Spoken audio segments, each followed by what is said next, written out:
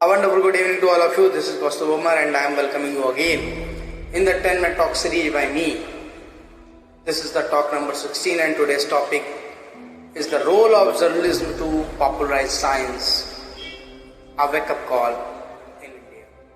यानी कि जर्नलिज्म की क्या भूमिका है विज्ञान को के प्रचार व प्रसार में, और हमारे देश में इसको अब एक वेकअप कॉल की क्यों जरूरत है। बहुत ज़्यादा तो पीछे ना जाएं। अगर हम पिछले 2 महीने की ही बात करें तो हम लोग जिस तरीके से लॉकडाउन के दौरान अपने अपने घरों पर पैक हुए हैं या कैद हुए हैं, उस दौरान शायद हम लोग दिन भर में हमारे पास अगर 12 घंटे में एक्टिविटी हमारी रहती है तो उन 12 घंटे में अगर हम महसूस करेंगे तो लगभग कम से कम 5 घंटे का समय, एवरेज 5 आवर का टाइम तो हमने कहीं ना कहीं मीडिया चैनल को देखने में दिया है। फिर हम उस कंटेंट पे जाते हैं। No doubt corona is a pandemic, बहुत एक खतरनाक बीमारी है, उसके लिए अवेयरनेस को क्रिएट करना भी बहुत ज़रूरी था। पर धीरे धीरे अवेयरनेस का जो काम था वो स्टार्टिंग में पीक पर था, बाद में फिर वो एकदम नॉर्मल हो गया। बहुत सारे तरीकों के जरिए उसको नॉर्मल कर दिया गया। फिर उसको क्या है कि उस पार्टिकुलर कोरोना पेंडेमिक से जो सोसाइटीज़ के इशू थे उसको ही पूरा का पूरा टाइम दिया जाने लगा, एंड उस सोसाइटी के इशू को बहुत तरह से देखा जाए तो कहीं ना कहीं पॉलिटिकल मैटर में ही कन्वर्ट होता है। सो आज के समय में अपने देश भारत में हम लोग मीडिया में सिर्फ क्या देख रहे हैं। पहली बात तो कोरोना से जुड़ी हुई सोशल प्रॉब्लम्स, पॉलिटिकल प्रॉब्लम्स। फिर हम लोग जब उसके थोड़ा सा आगे बढ़ते हैं देन पाकिस्तान, देन चाइना, और इसके बाद फिर हमारा कहीं ना कहीं पूरा एक जो टाइम है पूरा मीडिया का वो कवर हो जाता है।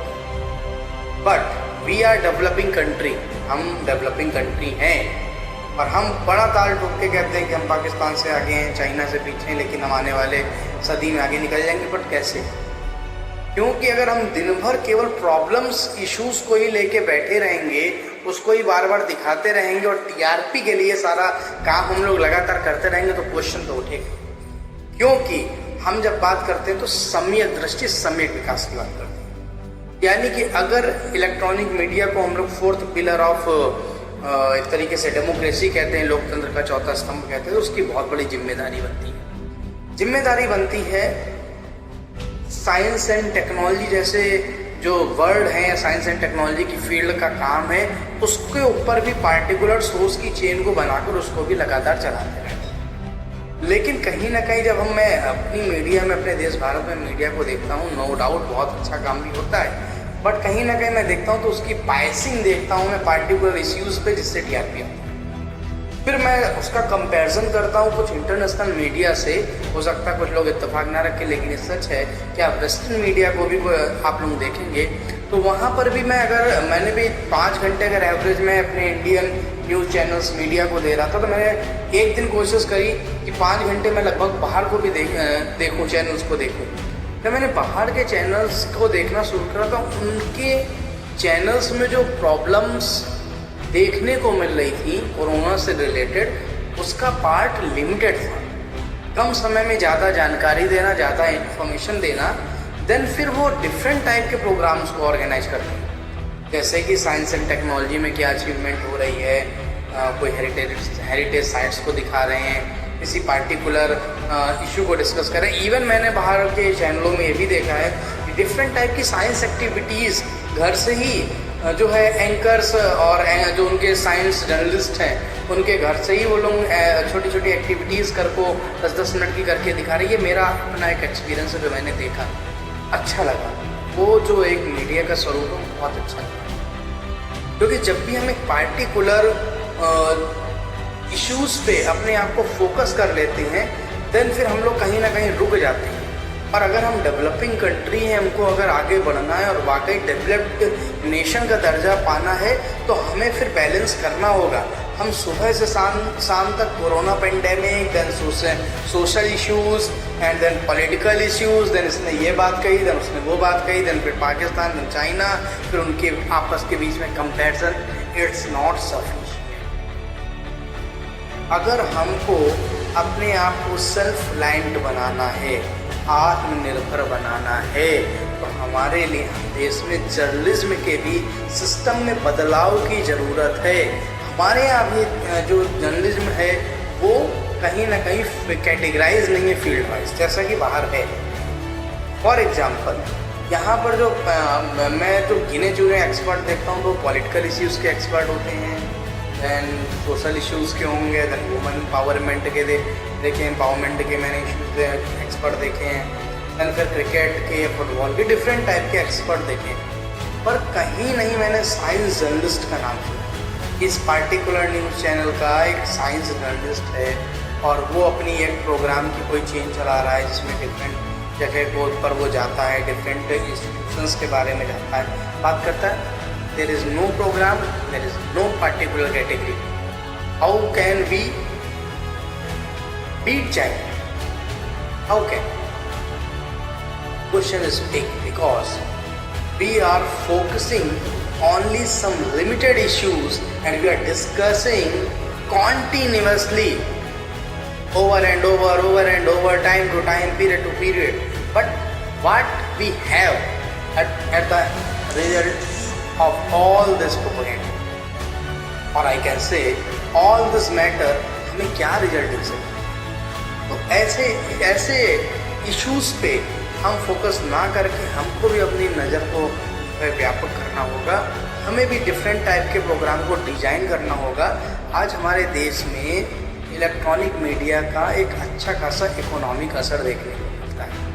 एक अच्छा खासा उनका इनकम का सोर्स भी है, वो एडवर्टाइजमेंट से हो या डिफरेंट पॉलिसीज से हो, सब कुछ है। आज वो सक्षम है हर फील्ड के लोगों को अपने पास रख के हर फील्ड के प्रोग्राम को आगे बढ़ा सके। आश्चर्य की बात होती है कई बार कि जब मैं देखता हूँ कि प्रोग्राम लोग करते हैं तो टेक्नोलॉजी के स्पेशल प्रोग्राम आते हैं जिसमें कोई ऑटो एक्सपर्ट है, देन वो दुनिया भर की बाहर की जो गाड़ियों की कोई पार्टिकुलर लॉन्चिंग हो या पार्टिकुलर मैं देखता हूँ एक्सपीजन लगती है, देन फिर वो जाके उसके फंक्शन बताता है ये हो रहा है वो रहा है।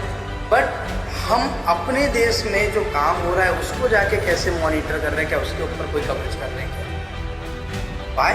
क्योंकि हमें लगता है वहाँ से टीआरपी नहीं आएगी। But how can you decide कि वहाँ से टीआरपी नहीं आएगी? आएगी, लेकिन अब करना पड़ेगा, आपको निकलना पड़ेगा, आपको जाना पड़ेगा, उन जगहों पर जाकर कवरेज करनी पड़ेगी। और इस लॉकडाउन के दौरान तो आप भी बहुत कुछ देश के युवाओं को, देश के बच्चों को दिखा सकते थे, सिखा सकते थे, उनको और तरह से प्रेरित कर सकते थे, लेकिन ऐसा आपने कहीं नहीं करा। और इवन अभी भी टाइम बाकी साथ अभी भी नहीं कर पाएंगे क्योंकि आपने सोचा ही नहीं।